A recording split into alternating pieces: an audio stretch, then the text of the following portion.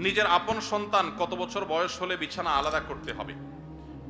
সন্তান বয়স যখন 10 হয়ে যাবে তখন তাকে নবীজি সাল্লাল্লাহু আলাইহি সাল্লাম বিছানা পৃথক করতে বলেছেন। তিনি বলেছেন ওয়াহজুরুহুম ফিল মাদাজি'i ওয়াহজুরুহুম ফিল মাদাজি'i ইযা বালাগু আশরা আও কামা ওয়ারাদা ফিল হাদিস।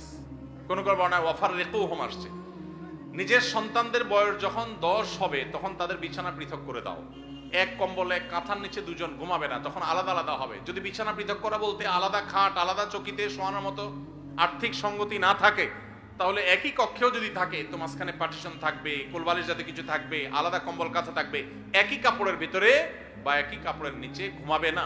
এটা নানাবিধ অনাচারের পথকে উন্মুক্ত করে।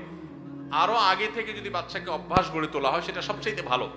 অনেকে আছেন এই বিষয়গুলোকে তেমন কোনো গুরুত্ব দেন না, অথচ এগুলোর কারণে বহু সর্বনাশা আমাদেরকে গ্রাস করে। বিধায় নবী সাল্লাল্লাহু আলাইহি সাল্লামের এই নির্দেশটা আমাদের খুব গুরুত্বের সাথে মানতে হবে।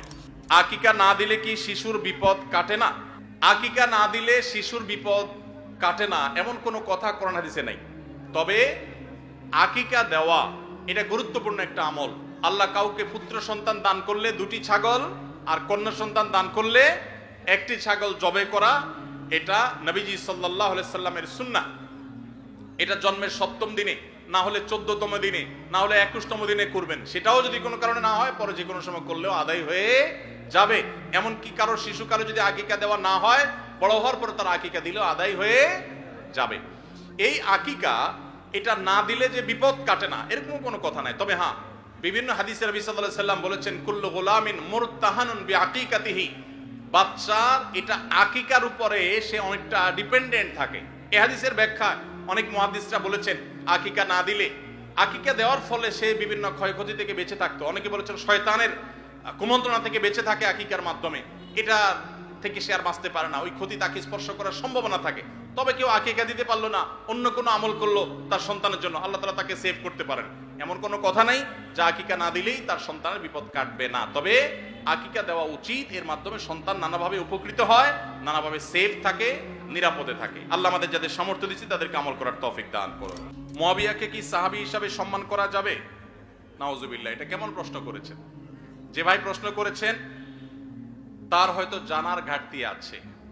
মুয়াবিয়া রাদিয়াল্লাহু তাআলা আনহু নবী করিম সাল্লাল্লাহু আলাইহি সাল্লামের অত্যন্ত স্নেহভাজন, অত্যন্ত স্নেহধন্য সাহাবীদের একজন।